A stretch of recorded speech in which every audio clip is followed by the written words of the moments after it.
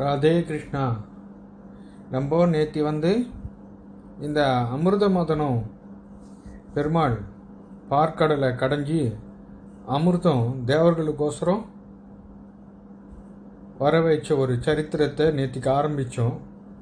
அதுக்கு முன்னோடியாக துர்வாசர் தாயார் பிரசாதத்தை இந்திரனுக்கு கொடுத்து இந்திரன் அதை ஐராவதத்து மேலே தலை மேலே வச்சு அதை கீழே எடுத்து போட்டுருத்து ஐராவத யானை அந்த மெரிச்சதுனால துர்வாசா கோபம் ஏற்பட்டு சொர்க்கலோகமே லக்ஷ்மி கட்டாட்சம் இல்லாமல் இருண்டு போச்சுன்னு நேற்று பார்த்தோம். இது மாதிரி நஷ்டஸ்ரீயாக போன அந்த சொர்க்கலோகத்தை காப்பாற்றுறதுக்கு என்ன வழின்னு தெரியாமல் எல்லாரும் சத்தியலோகத்தில் இருக்கிற பிரம்மாண்ட போய் தேவர்களெல்லாம் பிரார்த்திச்சா. அப்போது பிரம்மா சொல்கிறார், என்னை படைத்த மகாவிஷ்ணுவிடமே போய் இதை பற்றி கேட்கலாம், அவர் நம்மளுக்கு அபயம் கொடுப்பார் அப்படின்னு சொல்லி திருப்பார்கடலுக்கு எல்லாரும் போகிறா. க்ஷீராப்திக்கு பெருமாளை போய் சேவிச்சு பிரார்த்திக்கிறா. இது மாதிரி நடந்து போயிடுத்து, எங்களை ரட்சிக்கணும் அப்படின்னு கேட்குறா. அப்போ பெருமாள் இந்த நான் படுத்துருக்கிற இந்த பார்க்கடலையே கடைஞ்சி நீங்கள் அமிர்தத்தை வர வைங்கோ, அப்போது அந்த அமிர்தத்தை உங்களுக்கு நான் கொடுக்குறேன், அதனால் நீங்கள் புத்தொழிவு பெறுவீர்கள்னு பெருமாள் சொல்கிறார் அவாக்கிட்ட. தேவர்களும் சரி எப்படி கடையிறது என்னன்னு கேட்கறதுக்கு கண்ணனே சொல்கிறார் இது மாதிரின்னு. மந்திர பர்வதத்தை மத்தான் நெட்டுடுங்கோ, இந்த வாசுகி பாம்பை நான் கயிறா பிடிச்சிண்டு ரெண்டு பக்கம் நீங்கள் அசுரர்களையும் கூட்டு சேர்த்துக்குங்க இதில். ஏன்னா அவங்களும் இப்போ நீங்கள் கொஞ்சம் பலவீனமாக இருக்கீங்க, அசுரா கொஞ்சம் பலம், அதனால் ரெண்டு பேராக சேர்ந்து கடைஞ்சிங்கன்னா அமிர்தம் வரும், அதை நான் உங்களுக்கு கொடுக்குறேன், அதை நான் பார்த்துக்கிறேன் அப்படின்னு பெருமாள் சொல்கிறார். பெருமாளுக்கு அசுரா தேவான்ற அந்த பேதம் கிடையாது. நீங்கள் எப்படி பெருமாளை கொண்டாடுறீங்களோ பெருமாள் அதுக்கு தகுந்த மாதிரி நம்மக்கிட்ட நடந்து பாருன்னு கீழே இருக்கிற சரித்திரத்திலேயே நம்ம பார்த்துருக்கோம். அதனால் இந்திரன் கிளம்பினான் அசுரர்கிட்ட பேசுறதுக்கு. கண்ணன் கூப்பிட்டார் இந்திரனை கிட்ட. கண்ணா, இந்திரா, நீ வால் பக்கம் பிடிச்சிக்கிறேன்னு அசுரா கிட்ட சொல்லு, அவள் தலம் பக்கம்தான் பிடிச்சிப்பேன்னு பிடிவாதம் பிடிப்பா, அதனால் நீ கம்முன்னு விட்டுடு, அவள் அந்த பக்கம் பிடிச்சிக்கிட்டோம் தலை பக்கம், நீங்கள் வால் பக்கம் பிடிச்சிக்கிங்கோ, மேலும் நீங்கள் இப்போ கொஞ்சம் பலவீனமாக இருக்கிறதுனால வால் பக்கம் பிடிச்சிக்குங்கோ, அதனால் உங்களுக்கு ஒரு கேடும் வராது, நான் பார்த்துக்கிறேன் அப்படின்னு கண்ணன் சொல்கிறார். சரின்னு இந்திரன் போனால் பேச்சுவார்த்தையெல்லாம் முடிஞ்சுது. பகவான் கருடனை கொண்டு மந்திர பர்வதத்தை கொண்டு சமுத்திரத்தில் நெட்டாச்சு. வாசுகி பாம்பையும் ரெண்டு பக்கம் கயிறா பிடிச்சி ரெண்டு பக்கம் ரெண்டு பேர் கடையிறா. இந்த பக்கமும் அந்த பக்கமும் மலை நான் மத்தாட்டம் போய் போய் போய் வருது.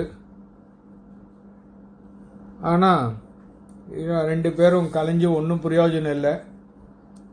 தேவர்கள் ஓய்ந்து போனார்கள், அசதியாக போச்சு.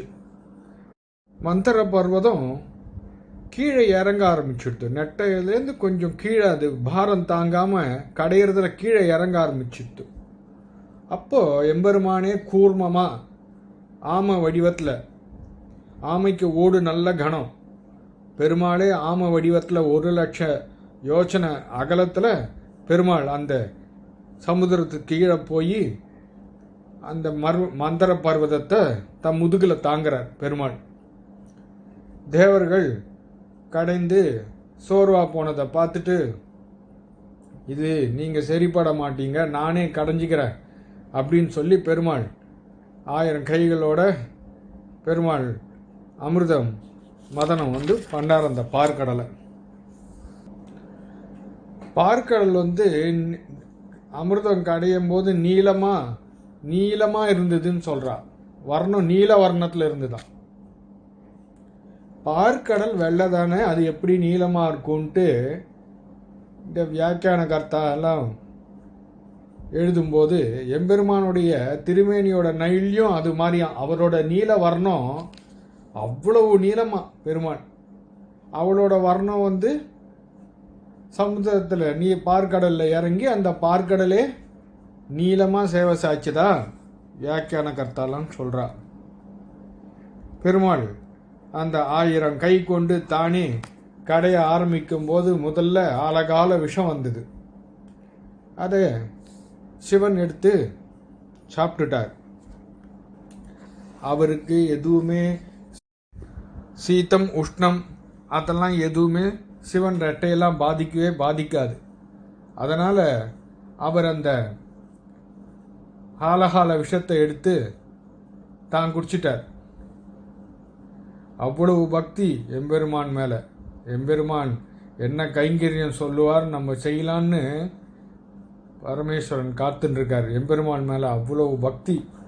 அந்த ஈடுபாட்டினால பெருமாள் ஒரு கைங்கரியம் செய்கிறாருன்னா தேவர்களை காப்பாற்றுறதுக்கு தன்னுடைய பங்கு எதனா அதில் இருக்கணுன்றதுனால முதல்ல அந்த விஷத்தை எடுத்து தான் சாப்பிட்டார். உடனே அதிலிருந்து கடைய பாரிஜாதம், கல்பகவிருட்சம், ஐராவதம், உச்சேஸ்வர்ஸ் என்ற அந்த குதிரை எல்லாம் வந்தது. எல்லாத்தையும் இந்திரன் எடுத்து வச்சுண்டா. உடனே சகசிர பத்ம தளத்தில் மகாலட்சுமி வெளியே வந்த வனமாலையை கையில் ஏந்திண்டு ஸ்ரீமன் நாராயணன் வாசுதேவன் அவர் கழுத்தில் அந்த மாலையை தாயார் சமர்ப்பித்தாள். எம்பெருமானும் தாயாரை எடுத்து தன் வலது திருமார்பில் ஏழை பண்ணிட்டார், வச்சுட்டார் தாயாரை. பின்பு தன்வந்திரி பகவான் அமிர்த கலசத்தோட வெளியே வந்தார். அவர் அமிர்த குடத்தோட வெளியே வந்தது தான் மிச்சம். இந்த அசுரர்கள் அந்த குடத்தை பிடுங்கின்னு போயிட்டா. அமிர்த குடத்தை அசுரர்கள் பிடுங்கின்னு போயிட்டா. தேவர்களுக்கும் அசுரர்களுக்கும் கடும் யுத்தம். அந்த சமயத்தில் தான் பெருமாள் மோகினி அவதாரம் எடுத்துட்டு வரார்.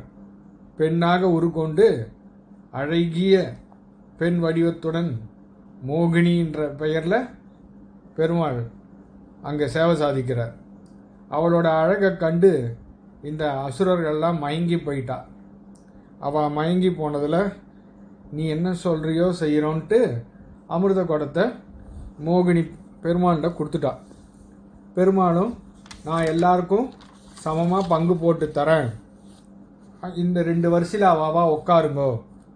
முதல்ல தேவர்கள்லாம் கொஞ்சம் பலம் இல்லாமல் ஓஞ்சி போயிருக்கா, அவளுக்கு முதல்ல கொடுத்துட்டு அப்புறம் உங்களுக்கு தரேன், நீங்கள்லாம் பலவான்கள் அப்படின்னு மோகினி சொல்கிறா. அதை கேட்ட ஒரு பெண் வாயால் பலசாலிகள்னு சொன்னால் அசுரர்கள் கேட்கணுமா? மயங்கி போய் அப்படியே அப்படியே அப்படியே அப்படின்னு ரொம்ப சந்தோஷமாக சொன்னான். பெருமாளும் மோகினி அவதாரத்தை எடுத்துட்டு அமிர்தத்தை பிரித்து கொடுக்க ஆரம்பித்தார். தேவர்களுக்கெல்லாம் வரிசையாக கொடுத்துன்னு வந்துட்டுருக்கார். அப்போது அந்த ராகு என்ன பண்ணுறான், என்னவோ அங்கே தவறுதலாக ஏதோ நடக்கிற போல் தெரியுதேன்னு அவனுக்கு சந்தேகம் வருது.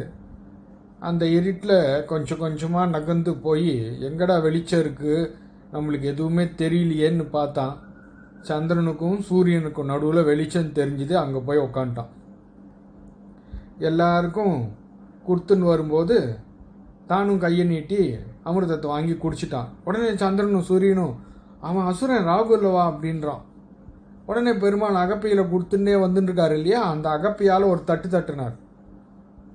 ராகு தலை தனியாக போயிட்டு. அப்போ அவன் சொல்கிறான் சூரியனையும் சந்திரனையும் பார்த்து, உங்கள் 2 பேரையும் பருவ காலத்தில் கவனிச்சுக்கிறேன் அப்படின்னு. இன்னும் கூட பார்த்தீங்கன்னா இந்த சந்திர கிரகணம் சூரிய கிரகணம் ராகு பீடிக்கிறான்னு சொல்கிறாள், அதை வச்சு தான் அதெல்லாம் ஏற்பட்டது. உடனே மோகினியும் மறைஞ்சு போயிட்டா. இதை ஒரு வியாஜமாக வச்சு திரும்பியும் அசுராளுக்கும் தேவர்களுக்கும் ரொம்ப கடுமையான யுத்தம் ஏற்படுறது.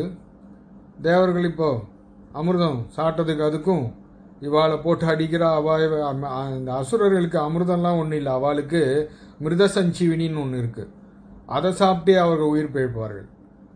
உடனே இந்த சண்டை நிறுத்துறதா பலி சக்கரவர்த்தியும் இந்த மிருத சஞ்சீவினி சாப்பிட்டுட்டு மிக பலம் பொருந்தியவனா 3 உலகத்தையும் ஆக்கிரமிச்சிட்டார். அவர் இந்திரனை அவரோட லோகத்தை விட்டு துரத்திட்டார். தேவர்கள்லாம் எங்கேயோ இருட்டில் போய் ஒழிஞ்சுன்ட்டு எம்பெருமானை பிரார்த்திச்சுட்டு இருக்கா உட்காண்டு. எம்பெருமானும் தான் கஷ்யப முனிவருக்கு புத்திரனாக அவதரித்து இந்த லோகத்தை காப்பாற்றுகிறேன் என்று கூறுகிறார். தேவ அசுரர்கள் இருவருமே கஷ்யப மகரிஷியோடைய பசங்க தான். திதிக்கு பிறந்தவா அசுரர்கள், அதிதிக்கு கஷ்யபரிடம் பிறந்தவா தேவர்கள். அதிதியும் இதை மாதிரி தன்னுடைய பசங்களை காப்பாற்றுறதுக்காக கஷ்யப முனிவரிடம் பிரார்த்திக்கும்போது அவரும் பயோவிரதம் என்ற ஒரு விரதத்தை அனுஷ்டிப்பாய் என்று பெருமாள் உமக்கு புத்திரனாக அவதரிப்பார் என்ற ஒரு வரம் கொடுக்கிறார். அதிதியும் அந்த பயோவிரதத்தை மேற்கொண்டு பகவான் வாமனராக அவருக்கு பிறக்கிறார். வாமனன் அளவில் மிகவும் குட்டையான ஒரு அவதாரம், வாமன அவதாரம். ராதே கிருஷ்ணா.